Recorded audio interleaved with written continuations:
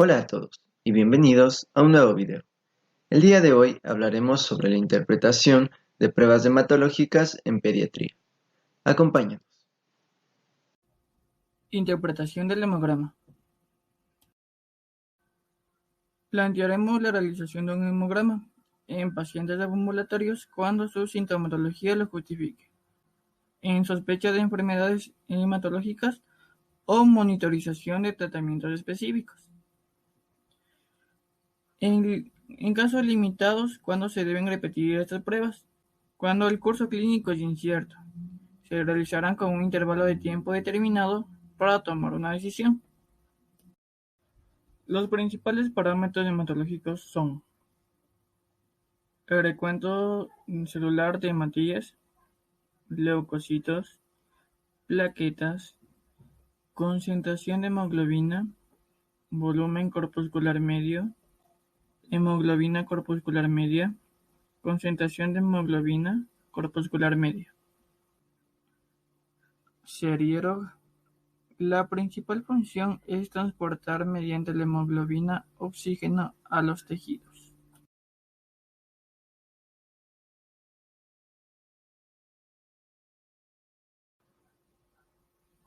Recuento de hemátias. Se expresa con la letra He por 10 a la 12ª sobre litro. Tiene una vida media de 120 días. El aumento en el número de hemátias se conoce como poliglobulia y las encontramos en enfermedades como talasemias, cardiopatías.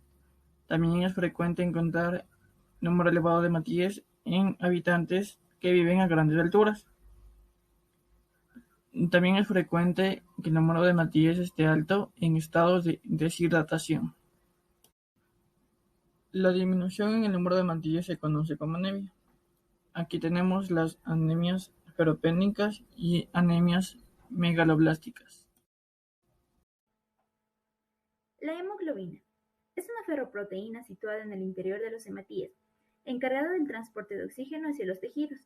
Es el mejor parámetro para valorar la anemia, aunque la cifra de eritrocitos sea normal o incluso elevada. Se expresa en gramos sobre litros de sangre. En los casos de anemia estará disminuida y en las poliglobulias estará elevada. El hematocrito es el volumen de elementos formes o hematíes en relación a la cantidad de plasma. Se expresa en litros sobre litros. Se encontrará aumentado en las poliglobulias, ya sean falsas por hemoconcentración, verdaderas en aquellos casos donde el hematocrito es superior a 0,60 litros sobre litros, o fisiológicas como en los casos de los recién nacidos. Ahora hablaremos de los índices eritrocitarios de Winthrop. Partiendo de la hemoglobina, el hematocrito y los hematíes, se calculan una serie de índices útiles para la práctica clínica. El volumen corpuscular medio. Este se calcula a partir del hematocrito y del número de hematíes, y se expresa en femtolitro. Un volumen corpuscular medio elevado indica macrocitosis o hematíes grandes, siendo el caso de las anemias megaloblásticas, las anemias hemolíticas y las hepatopatías. En el recién nacido, la macrocitosis es fisiológica. En las microcitosis, hematías pequeños, los valores están disminuidos, como en anemias ferropénicas y en las talasémicas. La hemoglobina corpuscular media. Esta se calcula a partir de la hemoglobina y el número de hematíes. Se expresa en picogramo y se correlaciona con el volumen corpuscular medio, ya que informa del contenido medio de hemoglobina de cada hematía. Por este motivo, estará alterado en los mismos casos. La concentración de hemoglobina corpuscular media. Esta indica la concentración de hemoglobina por el total de masa de hemátias, y su fórmula se representa de la siguiente manera. El resultado obtenido se expresa en gramos sobre litro. Los parámetros de normalidad son de 330 más menos 20 gramos sobre litro. Valores superiores a esta cifra se denominan como hipercromía y se observan exclusivamente en la esferocitosis. Por otro lado, valores disminuidos se denominan como hipocromía y se da en el caso de las anemias ferropénicas. Morfología de los hematíes. Los eritrocitos normales son discos bicóncavos y son fácilmente deformables. La morfología de estos, ya sea por el tamaño o por la forma, nos permite diagnosticar anemias, así como patologías que conllevan alteración de la membrana de los hematíes. Morfología y patologías relacionadas. Aquí podemos encontrar a los esferocitos, los cuales se relacionan con la esferocitosis hereditaria y la anemia hemolítica inmune. Los eliptocitos, presentes en la anemia hemolítica congénita. Estomatocitos. Estos están presentes en la anemia hemolítica congénita, en la hepatopatía crónica y el alcoholismo. Dianocitos, presentes en la talasemia mayor, la cirrosis hepática y anemia hemolítica. Drepanocitos, se presentan en la anemia de células falciformes. Los corpúsculos de Howell-Jolly van a ser restos de núcleo de eritroblasto que normalmente el vaso se encarga de eliminar. Por este motivo se van a encontrar en los pacientes que no tienen vaso por cualquier causa y en los defectos de la anemia hemolítica. Y finalmente, en pacientes afectos de malaria puede observarse el protozoo plasmodium en el frotis de sangre periférica. Tenemos los reticulocitos. Estos son glóbulos rojos inmaduros que se producen en la médula ósea y se envían al torrente sanguíneo. Su función, transportar oxígeno. Se mide de forma directa y su valor se ofrece en cifras absolutas, en milímetros cúbicos o también en porcentaje, con respecto al conteo de eritrocitos. Sus valores normales en recién nacidos va a ser alrededor del 7% y disminuyen con la edad. En la edad adulta vamos a encontrar valores de 0.5 a 2.5%. Vamos a encontrar valores aumentados en recién nacidos en causas patológicas como lo es en hemólisis, policitemia, hemorragias, entre otros. Y valores disminuidos en daños de médula ósea, principalmente deficiencia de eritropoiesis, deficiencia de vitaminas, insuficiencia renal o anemia. La velocidad de sedimentación globular constituye una medida indirecta del grado de inflamación. Mide la velocidad de la caída de los eritrocitos de la sangre en un tubo de ensayo. Los resultados se expresan en milímetros de plasma transparente que queda en la parte superior del tubo en un tiempo transcurrido de 1 hora. Valores normales va a ser de 5 a 10 milímetros. Vamos a encontrar la velocidad de sedimentación globular aumentada, principalmente en signos de inflamación, anemias, infecciones, embarazo. La serie blanca. Son células presentes en sangre, cuya función es la defensa del organismo frente a las agresiones del medio externo. El recuento de leucocitos. Su estudio nos ayudará principalmente al diagnóstico de procesos hematológicos e infecciosos. Se presenta en cifras absolutas, lo que es el recuento de leucocitos por 10 a la 9 sobre litro, o también en conteo directo de células por microlitro. La vida media de los leucocitos es de 6 a 7 horas, por tanto una fórmula leucocitaria puede variar completamente en este periodo. Vamos a tener valores normales que van a ir disminuyendo conforme va avanzando la edad del paciente.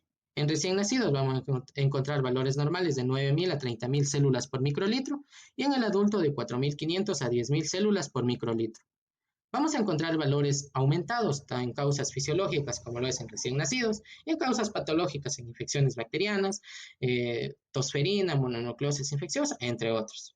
Y también los valores van a estar disminuidos, sobre todo por causas de medicamentos, en tratamiento con antineoplásicos, en personas con VIH, infecciones víricas.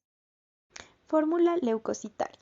Esta nos permite cuantificar los diferentes tipos de leucocitos como los neutrófilos, los linfocitos, los basófilos, los eosinófilos y los monocitos. Normalmente se expresa en porcentaje, aunque los valores absolutos de por 10 a la 9 sobre litro son más precisos. La linfocitosis fisiológica del lactante y del niño pequeño suele desaparecer a partir de los 8 años, momento en el que la cifra de neutrófilos va aumentando y la de linfocitos disminuyendo, equiparándose a la fórmula de los adultos. La presencia de neutrófilos jóvenes se conoce como desviación a la izquierda y puede indicar la presencia de una infección bacteriana. Si la granulación de los neutrófilos es prominente, se denomina granulación tóxica e indica una infección, y la ausencia de neutrófilos en la sangre se denomina agranulocitosis.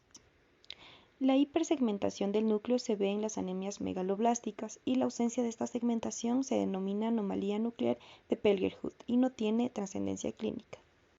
La eosinofilia relativa es el ascenso de eosinófilos superior al 5% y se encuentra en parasitosis, paludismo, patología alérgica o el tratamiento con citostáticos. La ausencia de eosinófilos se puede observar en la apendicitis aguda o la fiebre tifoidea. En la monocitosis relativa encontramos valores superiores al 10% y se halla en la aplasia medular, tratamiento con citostáticos y la mononucleosis infecciosa. La linfocitosis puede indicar infección vírica, tosferina o leucosis. La leucosis puede manifestarse como leucopenia o leucocitosis. La serie plaquetal. La función de las plaquetas es la hemostasia primaria, ayudando a la formación del tapón hemostático plaquetario. Vamos a hablar del recuento de plaquetas. Esto se expresa en recuento de plaquetas por 10 a la 9 sobre litro. Como unidades, el valor normal va a ser entre 150 y 400. Su vida media es de 8 a 11 días. Si es que este es inferior a 100 por 10 a la 9, se conoce como trombopenia. Y si es que es superior a 400 por 10 a la 9, se conoce como trombocitosis. Dentro de las causas de la trombopenia tenemos por virus, bacteriano, tóxico y fármaco, autoinmune, leucocitosis, enfermedades hereditarias. También tenemos de las trombocitosis, virus, ferropenia, neoplasias, trombocitosis esencial, entre otros. El plaquetócrito corresponde al volumen de plaquetas en relación a la cantidad de plasma. El volumen plaquetar medio se expresa en femtolitros, siendo su valor normal de 9 más menos 2 femtolitros. La morfología plaquetar nos permite detectar alteraciones tanto en el tamaño y la forma, como plaquetas grises, degranuladas o dismórficas. Continuamos con la interpretación de la coagulación. El sistema hemostático tiene como función mantener la sangre fluida en los vasos y detener la hemorragia cuando existe lesión vascular, mediante la formación de un coágulo. Al romperse un vaso se activan múltiples factores de coagulación, siendo el resultado la formación de un complejo de sustancias activadoras de la protrombina. Estas catalizan la conversión de protrombina a trombina. La trombina, a su vez, actúa como enzima, convirtiendo el fibrinógeno en mallas de fibrina que atrapan plaquetas, células sanguíneas y plasma, formando así el coágulo. ¿Cuándo se indican los estudios de coagulación? Los estudios de coagulación estarán indicados en presencia de sangrado con signos de alerta, previo a cirugías y en niños asintomáticos con historia familiar de trastorno de la coagulación. ¿Cuáles son estos estudios? Se deben realizar pruebas que abarquen el estudio de la hemostasia primaria, como es número y función plaquetar, y de la coagulación plasmática, como el tiempo de protrombina, el tiempo de tromboplastina activada y el fibrinógeno, siendo en la mayoría de los casos suficientes para realizar una aproximación diagnóstica. A continuación, analizaremos cada uno de estos. Vamos a hablar acerca del tiempo de protrombina. Esta se encarga de medir el tiempo de coagulación mediante un exceso de tromboplastina cálcica. Va a medir las deficiencias en la vía extrínseca y común mediante los factores vitamina K dependientes, factor 5 y fibrinógeno. El tiempo parcial de tromboplastina activada. Esta de igual manera mide el tiempo de coagulación agregando la tromboplastina activada con caolín o ácido elágico. De igual manera mide las deficiencias en vía intrínseca, vía común y monitoriza al paciente en tratamiento con heparina. El tiempo de reptilasa. La reptilasa es una enzima similar a lo que es la trombina, pero esta se encuentra presente en el veneno de las serpientes, por lo tanto sirve para detectar una muestra contaminada con heparina. Y por último tenemos el factor de von Willebrand. Esta es una proteína que participa en la hemostasia primaria, contribuye a la adhesión plaquetaria y en el plasma sirve como transportador del factor 8. Se encuentra alterada en el sangrado y es más frecuente solicitarla con una dosificación del factor 8 y cofactor de la aristocetina. Esto ha sido todo de nuestro tema. Muchas gracias por su atención.